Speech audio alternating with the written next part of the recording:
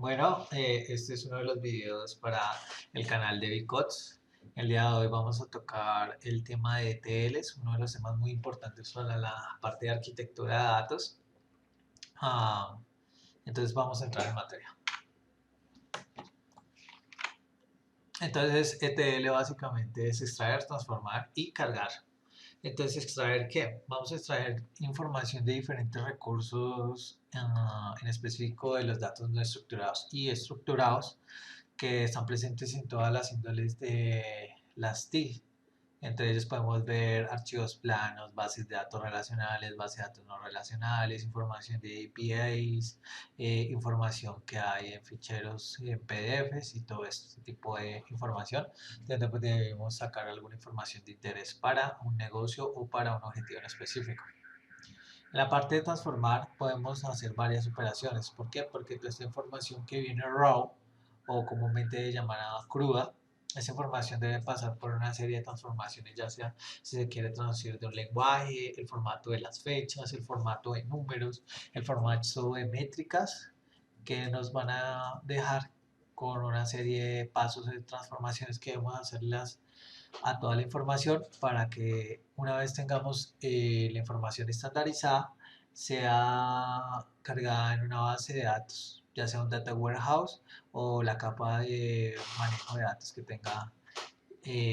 tengamos a la mano. Entonces, ¿qué pasa con ETL? Podemos hacerlo por nosotros mismos, enfrentar muchos de los problemas que ya han resolucionado las herramientas de ETL que se encuentran en el mercado actual, o simplemente tener una licencia de una de estas herramientas. También cabe resaltar que hay herramientas de ETL gratuitas y tenemos que capacitarnos en el manejo de ellas.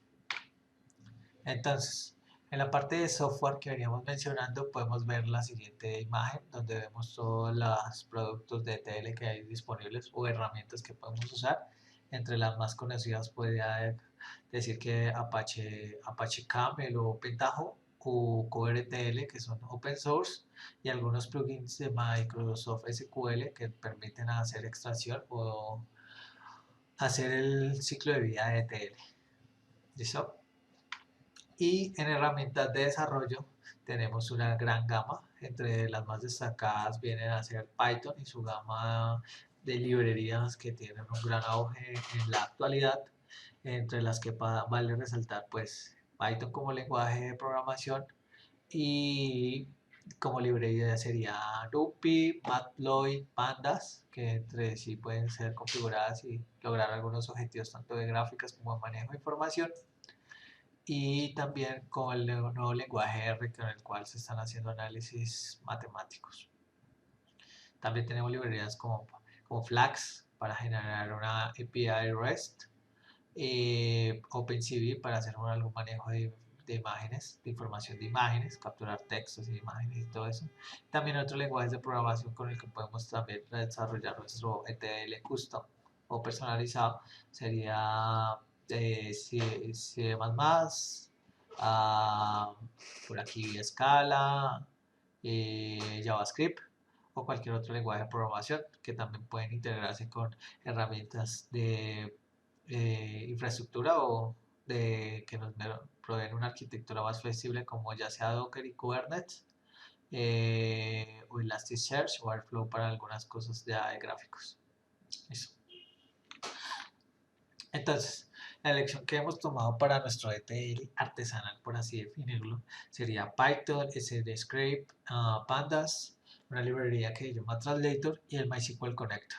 Entonces, para explicar la arquitectura del ETL que hemos creado, vamos a usar la librería SNScript para extraer toda la información de la API de Twitter sin tener unos tokens ni crear una aplicación específica de la API de Twitter, sino con eso es un bypass para capturar todos los Twitter con una palabra en específico. En específico, buscamos en la API de Twitter todos los últimos tweets del último mes, de entre agosto y septiembre, que tuvieran la palabra ETL. Los guardamos en un archivo CSV, con las columnas y la información relevante que queremos traer de la API.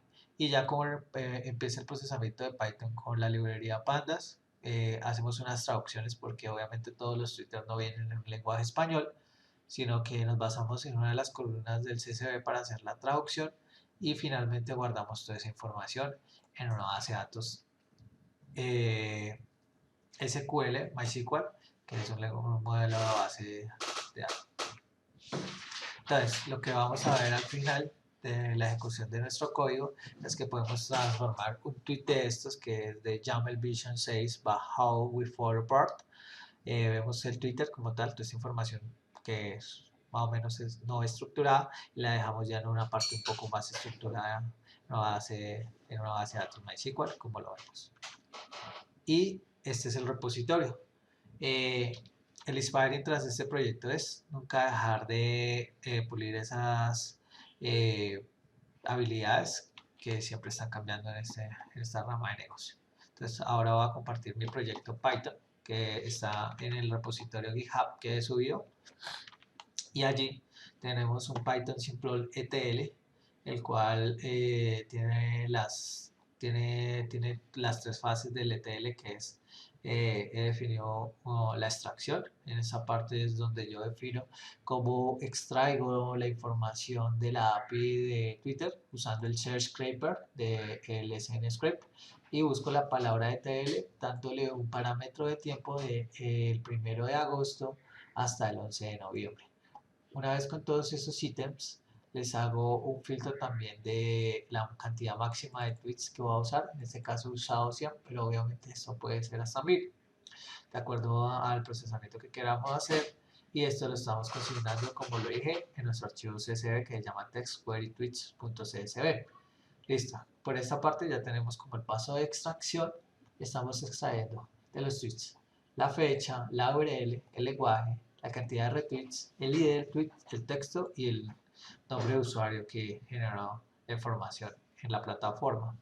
Ahora, para el paso de transformación, abro el archivo CSV con un código UTF-8 que corresponde pues a mi distribución o a la distribución de texto global que tengo y durante el itero todos los registros del CSV superior al 1 porque primero son los encabezados y comienzo a validar pues algunas transformaciones de fecha porque la fecha que me trae la API de Twitter no es la que requiero, entonces le hago una transformación, así como al row 5 que corresponde al contenido del Twitter, que es el text aquí, lo convierto a lenguaje español usando mi API de TS que tiene un budget o tiene una tupla de todos los traductores disponibles en la web. Uso el traductor de Google sobre ese text y lo transfiero directamente al lenguaje español. Adicionalmente a eso tuve algunos problemas de traducción donde me quedaban unos caracteres especiales y la base de datos no me estaba permitiendo hacer las inserciones. Para eso hice un encode AXI de los caracteres posibles que pudiera hacer e ignoré donde me generara error. De este modo estoy limpiando el string, estoy dejando un string un poco más limpio. Todo esto dentro de un array que voy a retornar. Ese array que voy a retornar se lo va a pasar a mi load o a mi paso de carga y en ese paso de carga lo único que hago es usar una conexión, un método de conexión que ya he definido y con ese método de conexión lo que hago es cargar toda la información dentro de la base de datos con la tabla de base de datos con la estructura que he definido y ya a grosso modo este sería el orquestador final de mis métodos donde hago una impresión cuando ha terminado cuando comenzó la extracción, cuando comenzó la transformación y cuando comienzo tengo acá un scriptcito para mostrar las bases de datos disponibles. Entonces en modo debug,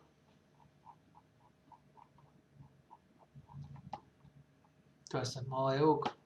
Muestro acá los rows que voy procesando, obviamente es mucho código, ya lo vamos a correr nuevamente y a su vez realizando carga de datos, acá me comienza a mostrar la localización por un print que deje y eso sería todo.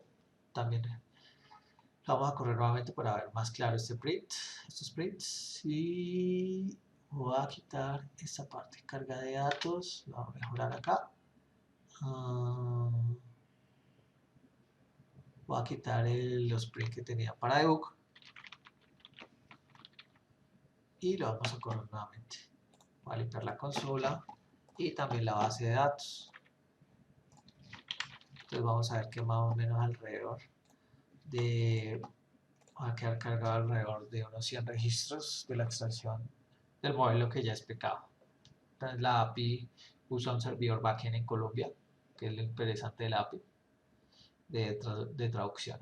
Entonces ya está haciendo la extracción, está haciendo la transformación sobre toda la tupla de información que extraje de Twitter.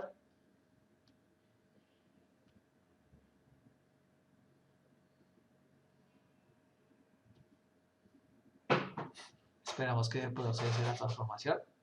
Obviamente podemos hacer unos improvs en este método, pero esto es solo una muestra didáctica.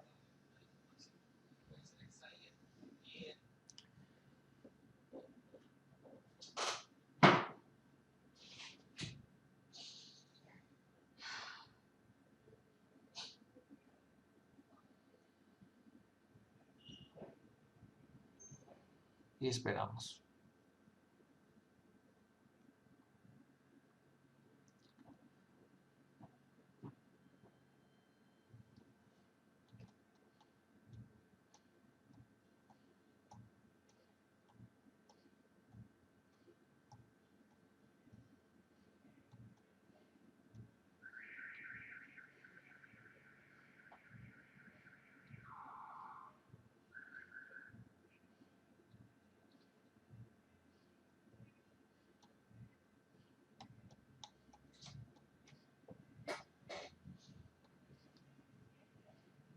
Venimos.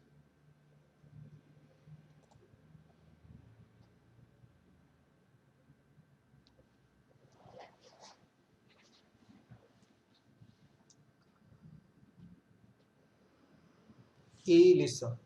Ya una vez muestra todo el log de, pues de la información que llegaba en varios lenguajes. Acá la estoy procesando también las fechas. Y al final podemos ver